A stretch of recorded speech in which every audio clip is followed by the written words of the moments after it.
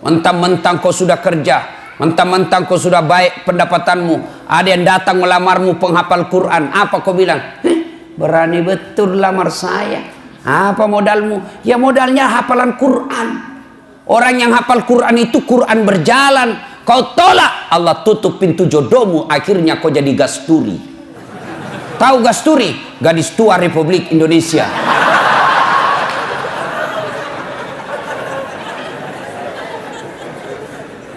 Bapak-bapak, nih bapak-bapak yang punya anak gadis, jika kalian menemukan lelaki yang akhlaknya baik, agamanya baik, kau terlalu takabur dan sombong kalau kau menolak orang-orang yang baik agamanya.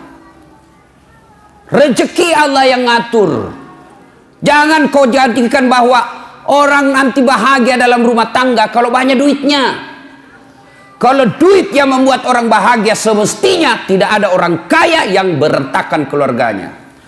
Kalau gara-gara duit orang bahagia, mestinya tidak ada orang kaya yang bercerai. Tapi buktinya berapa banyak orang kaya akhirnya berujung perceraian. Kenapa? Karena dia tidak temukan kebahagiaan dalam duit. Saya bilang sama istriku, tidak usah kau cemas soal duit. Duit tidak kau bawa mati. Ngapain kau cemas soal duit? Duit kau tidak bawa mati. Langsung dia bilang membalik, langsung dia bilang, iya betul duit tidak dibawa mati. Tapi kalau tidak ada duit rasanya mau mati.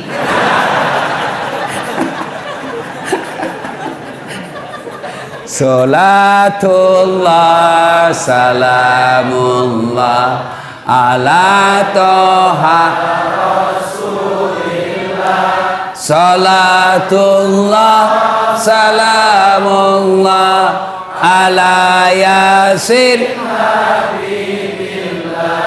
Alhamdulillah. Kalau mau keluarga bahagia yang dirindukan oleh surga, mulailah dari memilih pasangan. Keturunan baik-baik juga harus kita lihatnya, tapi tidak boleh menjadi prioritas dan menjadi ukuran yang mutlak. Tapi yang kata Nabi, utamakan agamanya. Kalau agamanya baik, meskipun mukanya tidak cantik, tapi akhlaknya yang baik, maka memperbaiki rasa wajah dilihat. Ya, yang paling sial jelek, keturunan pencopet, akhlaknya hancur, miskin, tidak tahu pula ngaji. Auzubillah min zalik. Mudah-mudahan tidak ada seperti itu jodoh kita. Pak, ya, kalau ada yang senang anak gadisnya, Pak, tanya agamanya baik atau tidak. Gimana cara melihatnya? Gampang. Gimana caranya? Ada anak kita yang senang, panggillah dia jam 5. Nah, kau datanglah jam 5 sore ya.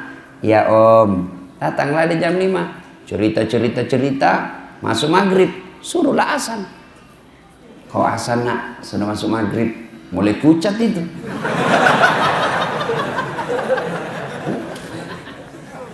Sudah asan, nah, suruh imam sholat. Nah, sekalian kau imam sholat maghrib. Sebentar lagi kau akan menjadi imam bagi anak saya. Saya kau mendengar, gimana kau imam? Kalau dia sudah jadi imam baca Al-Fatihah masih lancar. Begitu surah pendek, langsung dia ambil pilihan paling tepat. Qul huwallahu ahad. Sudah perlu mencurigakan itu, Pak. Sayang, seribu sayang, manusia akhir zaman sekarang, kalau ada yang lamar anaknya, langsung dia tanya, di mana kerja? Ada mobilnya enggak? Sudah ada rumahnya? Tidak salah, tapi semua yang Bapak tanyakan itu tidak ada gunanya ketika agamanya tidak beres. Saya ini hampir tiap hari orang curhat. Berapa banyak perempuan yang disengsarakan. Kenapa? Karena suaminya kaya, cakep. Kaya, cakep inilah yang kadang-kala kurang ngajar. Kenapa? Karena dia pikir saya kaya, banyak duit, siapapun saya mau pasti dia mau sama saya. Karena dia anggap gampang. Maka, bapak-bapak yang punya istri, yang punya suami, lalu punya anak, ada yang lamar anakmu, maka lihat agamanya. Agamanya dulu. Semoga dengan pertimbangan agama, ketika usia senja, anak-anakmu nanti insya Allah mengurusmu ketika kalian sudah tua. Tapi kalau agamanya tidak baik, meskipun penghasilnya banyak, rumahnya banyak, mobilnya mewah, kau datang ke rumahnya, dia lebih sayang sama potnya daripada kalian mertuanya. Pecah potnya marah, apa itu bapakmu? Sudah pensiun bikin jengkel saja kerjanya. Apa enaknya sudah gitu, Pak? Lebih hormat sama karpetnya yang harga puluhan juta, hanya karena kalian di situ tiba-tiba jatuh gigi palsumu. Marahlah dia. Nah, itu kalau dia terlalu kaya tapi tidak baik agamanya, lebih dihargai harta yang ada di rumahnya daripada kehadiran mertua dan orang tuanya. Pilih agamanya. Ya. Nah, itu dulu cara memilihnya. Pegang ini. Adik-adik yang belum menikah, nah itu pegang itu 4. Lihat agamanya, utamakan itu. Bagaimana kami yang sudah punya istri, Ustaz?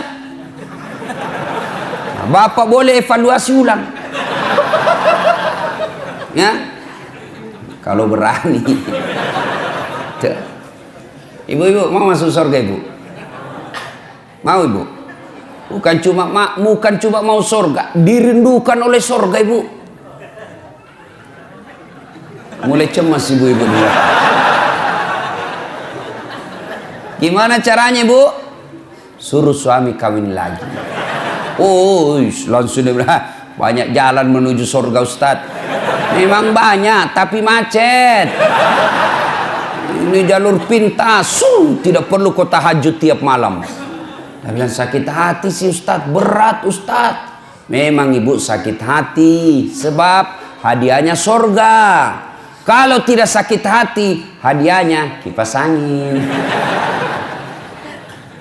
Ya, berikutnya, suami harus tahu tanggung jawab kepada istri. Istri harus tahu tanggung jawab kepada suami. Anak melaksanakan kewajibannya kepada orang tua melaksanakan kewajibannya kepada anak. Mari, sudah nikah. Pertama, kewajiban istri. Nah, ibu-ibu mau menjadi istri yang soleha? Mau, Ibu? Kenapa cuma 17? Mau, Ibu? Nah, Ibu kalau mau, nih laksanakan tugas-tugas istri yang soleha. Istri yang soleha itu selalu saya rumuskan menjadi satu kata. Istri yang soleha. Satu kata. Apa itu? Rena. Apa itu Rena, Ustadz? Singkatan dari R, E, N, A, H, Rena. Apa itu Rena, Ustadz? Satu, ramah. Maka istri yang soleha bertutur kata yang sopan santun kepada suaminya. Bicaranya santun, ngomongnya sopan, maka itulah istri yang baik. Ibu, ketahuilah, tidak ada suami yang senang ketika dikasari sama istrinya. Meskipun istrinya lebih banyak penghasilannya, meskipun istrinya lebih tinggi pendidikannya, meskipun istrinya lebih tinggi status sosialnya, tapi suami merasa, saya lakimu, saya suamimu, saya kepala rumah tanggamu, tolong hormati saya. Makanya kadangkala kalau laki-laki sudah marah, dia kadang-kala bilang, saya tahu uangmu banyak, saya tahu kau orang tua mau orang kaya, saya tahu gajiku tidak seberapa, tapi tolong hargai saya sebagai suamimu. Tuh laki-laki. Maka ibu, kalau kamu dapat kasih sayang suamimu, tolong hormati. Salah satu cara menghormatinya, jangan kau bicara kasar sama suamimu. Alangkah bahagianya seorang suami, datang istrinya, datang suaminya cari nafkah, disambut dengan kalimat dan sopan santun. Assalamualaikum kakandaku Arjunaku. Waalaikumsalam adindaku Sri Kandiku. Bagaimana kabarmu bang selama hari ini? Capek deh, meskipun engkau capek, aku akan membuatmu bahagia di dalam. Silahkan masuk bang. Ini tidak, kita baru pulang muka cemberut.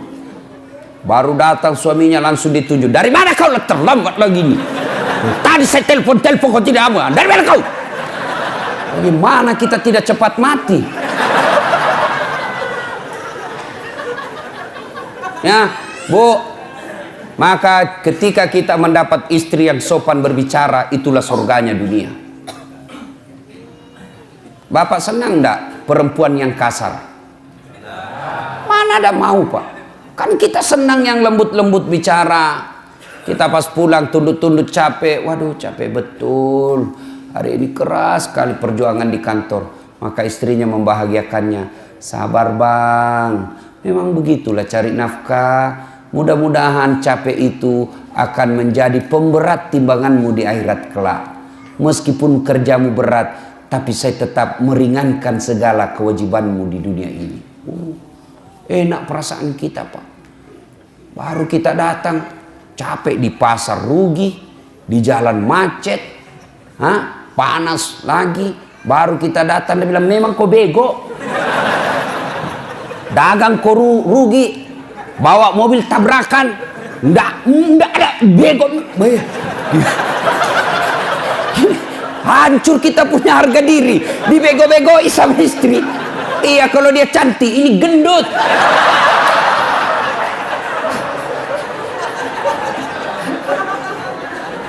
Ya, R, ramah. Yang kedua, RE, apa itu? Elok. Istri yang soleha, maka dia berpenampilan cantik dan menarik di depan suaminya. Ayo, bayangkanlah istrimu masing-masing.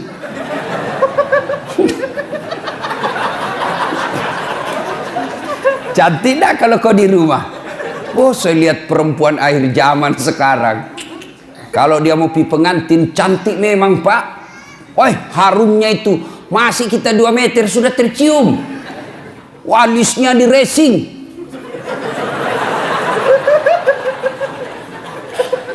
Gitu tuh. Saya lihat tuh di Facebook perempuan sekarang banyak yang palsu, Pak. Alisnya tebal, palsu. Bibirnya merah, palsu. Pipinya kebiru-biruan, palsu. Matanya biru, palsu. Giginya rapi, palsu. Pantatnya gabus.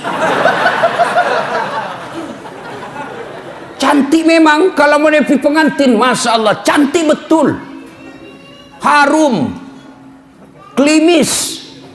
Tapi kalau mau tidur sama suaminya, la haula wala quwwata illa billah. Kan kita ini membayangkan di kantor capek, berpikir kita di jalan macet. Kita berharap mudah-mudahan sampai di rumah kita dilayani dengan baik.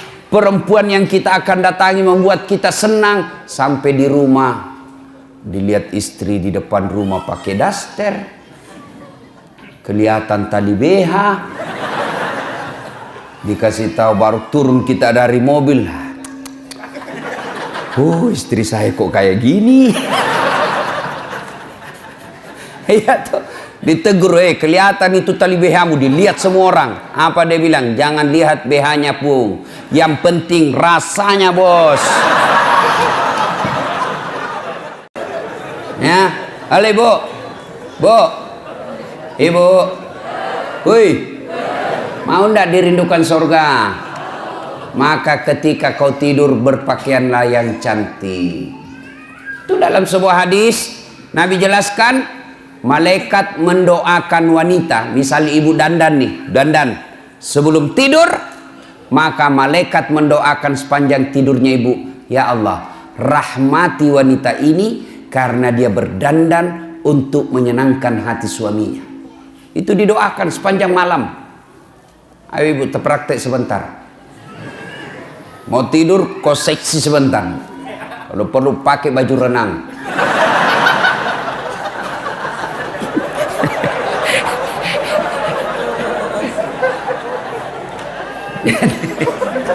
Dan juga salah paham, mentang-mentang sudah dengar dia sudah cita-cita besok kalau datang suami saya akan penampilan lain dari yang lain. Dia pakai pantofel, pakai rok mini-mini, baju sempit, dia kuncir 3 rambutnya, satu Mau datang suaminya, astagfirullah, kesurupan istri. Ayo, tapi wanita yang dandan untuk menyenangkan hati suaminya itu ibadah. Bahkan wanita soleha itu kata Nabi, mereka yang ketika dipandang oleh suaminya menyenangkan hati suaminya. Tapi sayang perempuan kita sekarang Pak, terbalik. Dia mau tidur seadanya. Begitu dia mau keluar rumah, mau menyenangkan hati suaminya orang, berdandan, pakai baju baru.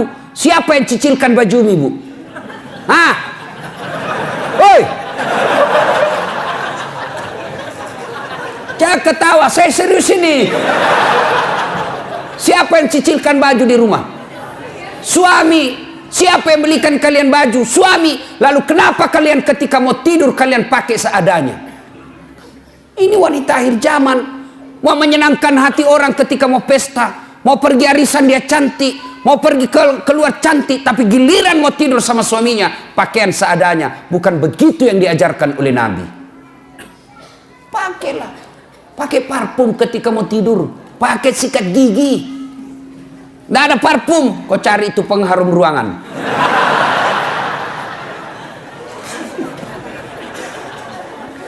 R-E-N. Apa itu N? Nikmat. Istri yang soleha pandai memasak makasakan kesenangan suami.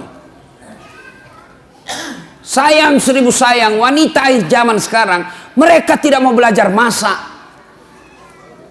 Mereka tidak mau belajar masak. Perempuan-perempuan dulu ketika mau menikah dipanggil sama calon mertuanya, nak sini kau nak, itu calon suamimu, anak saya dia paling senang sayur kangkung. Besok dia marah, nih begini caranya, ini yang kau bikinkan, ini maksakan kesenangan anak saya. Dan itu memang ibu-ibu dulu, itu dia tahu semua masakan kesenangan anaknya. Ibu saya itu di kampung, dia bisa bedakan itu. Oh kalau anak saya yang pertama itu ini dia senang, itu anak saya yang ini dia senang ini. Dia tahu semua masakan kesenangan. Maka istri yang baik, maka dia tahu masakan kesenangan suaminya. Tidak bisa tiap hari, ya sudahlah sekali sebulan. Ketika kau sudah terima honornya suamimu, kau masaklah yang dia senang suamimu. Telepon suamimu, bang, jangan makan di luar, saya masak spesial hari ini buat abangku sayang. Itu kan enak. Kita mau pulang tiba-tiba masuk WhatsApp, bang, jangan makan di luar ya bang, hari ini saya masak spesial buat abangku. Sebut aja mau makan apa hari ini, tenangkan perasaan. Dan itu laki-laki bu, kalau kau SMS begitu, dia kasih lihat sama temannya di kantor, hei lihat istriku, istri yang soleha. Iya kan pak? Tapi apa bapak pernah di WhatsApp seperti itu? Paling di WhatsAppnya, jangan lupa singgah telur bang. Masih baik kalau telur, ini pembalut disuruh kita beli pak. Apa ketawa membayangkan diri sendiri? Bu, sekarang tapi sayang wanita sekarang, mereka lebih senang baca-baca kosmetik ya daripada resep membahagiakan suami. Dan kita juga pak, kalau istri di rumah masak, hargai masakan suami istri. Itu istri paling emosi kalau dia sudah masak serius lalu bapak tidak kasih pujian. Membahagiakan istri itu memuji masakannya. Bahkan dari semua jenis bohong, satu bohong yang boleh bahkan berpahala ketika bapak bohong. Apa? Bohongnya seorang suami untuk membahagiakan istrinya. Boleh. Contoh, tiba-tiba istri kita hijrah, bertobat, lalu dia baca ceramah, nonton ceramah Ustadz Das'ad. Salah satu kewajiban istri memasak masakan kesenangan suami. Kalau dia pergi lama masak, dia naik gojek lah pergi pasar. Ya 1 jam dia keliling itu pasar untuk mencari yang paling murah. Perempuan kan begitu pak, hobinya nawar. Beda 5.000 dia keliling pasar itu. Sudah. Sampailah di rumahnya, panaslah dia masak, dia sambil baca buku resep. Dia belajar. Begitu datang suaminya, senanglah dia. Wah, masakan spesial ini. Begitu dicoba suaminya, langsung di listrik. Kenapa bang? Enak betul.